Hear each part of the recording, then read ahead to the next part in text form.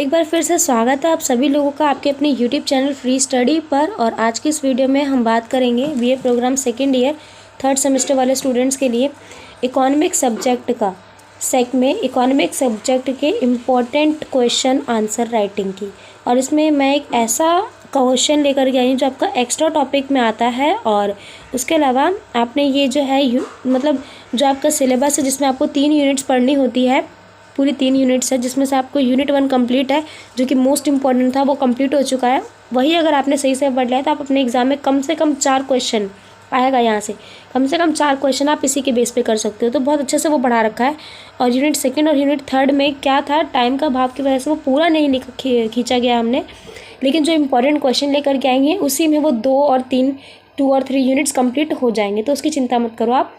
और ये जो टॉपिक है ये आपका एक्स्ट्रा टॉपिक में इंक्लूड है जो कि आपका एग्ज़ाम में आएगा ही आएगा। डेफिनेटली हम बता रहे हैं आपको एग्ज़ाम में ये आएगा, तो बहुत इंपॉर्टेंट टॉपिक है ये आपका, क्योंकि एक्स्ट्रा है तो आपके एग्ज़ाम में ये पूछेगा, यहाँ से एक ना एक क्वेश्चन ज़रूर बनेगा। तो फटाफट देखते हैं कि क्वेश्चन क्या है।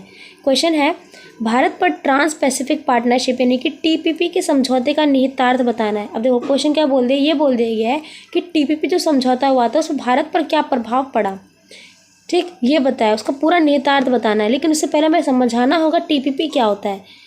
TPP क्या होता है ये आपको अच्छे से समझाना होगा। तो TPP क्या होता है ये देखो, ये यहाँ पर लिखा हुआ है, आंसर लेकर के आइए मैं आपके लिए पूरा।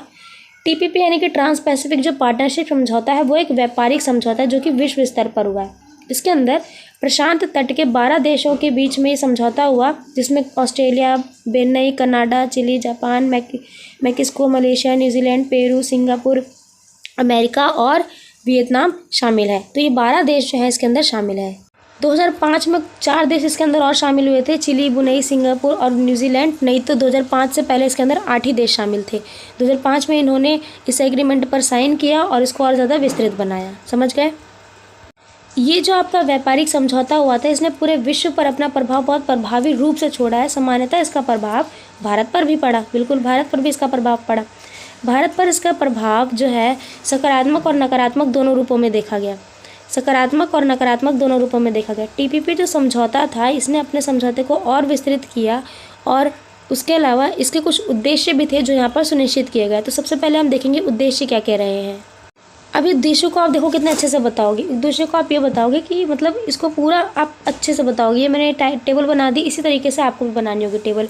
कई सारे उद्देश्य थे, कम से कम 14-15 उद्देश्य थे, लेकिन यहाँ पर आप 10 भी लिख दोगे, 10 से 8 भी तो भी इनफ है। क्या लिखोगे?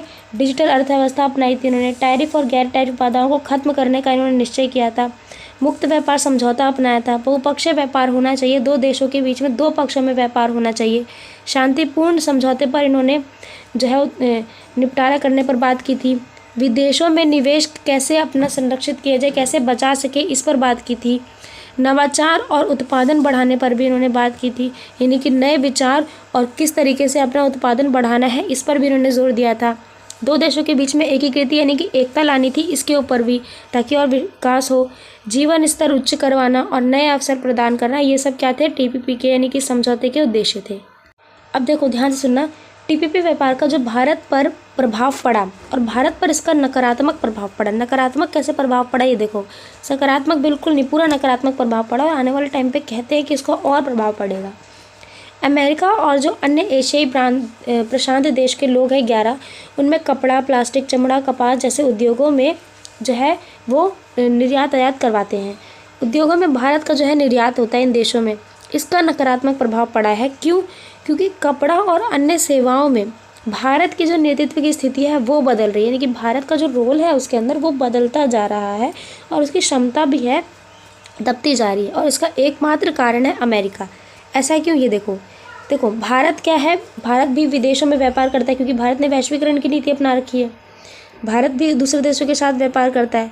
तो जब देखो एक चीज़ देखो, TPP के अंदर कितने 12 देश शामिल है, 12 देश शामिल है और एक तरफ है भारत। मान लो एग्जाम्पल के लिए, मान लो इसमें किसी भी एक देश का, यानी कि मान लो न्यूजीलैंड को कपास मंगवाना है, ये किसी भी तरीके का कोई भी एक कपड़ा मंगाना है, ठीक, उसको चाहिए ये कपड़ा, तो वो क्या करेगा? और भारत में इसका क्या होता है, भारत में इसका उत्पादन होता है। तो भारत क्या करेगा? इसको पहले क्या करता था कि न्यूजीलैंड के पास अगर किसी चीज़ की ज़रूरत होती थी उत्पादन वगैरह में, जो भी उसको चाहिए खनिज वगैरह की, तो वो किससे कांटेक्ट करता था? भारत से। डायरेक्ट भारत से वो कर सकता था, अगर उसको कम लागत में मिलेगा तो वो करेगा भारत में।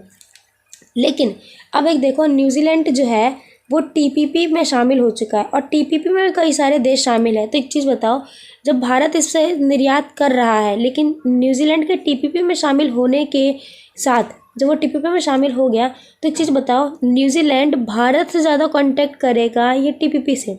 सामान्य सी बात है ना, टीपीपी से करेगा, क्योंकि टीपीपी के साथ तो उसने समझौता किया है ना, उसके साथ तो उसने दोस्ती की है, तो वो उसी के साथ कांटेक्ट करेगा। अब उसके बाद अमेरिका वगैरह हो गया। अमेरिका तो आपको पता है पूरे विश्व में प्रसिद्ध है, शक्ति के रूप में देखा गया है ये तो एक अमेरिका, तो अमेरिका से वो व्यापार करेगा। अब यहाँ पर भारत पर इसका नकारात्मक प्रभाव पड़ा कि नहीं? भारत के लिए एक देश के साथ व्यापार बंद हो रहा है कि नहीं हो रहा है?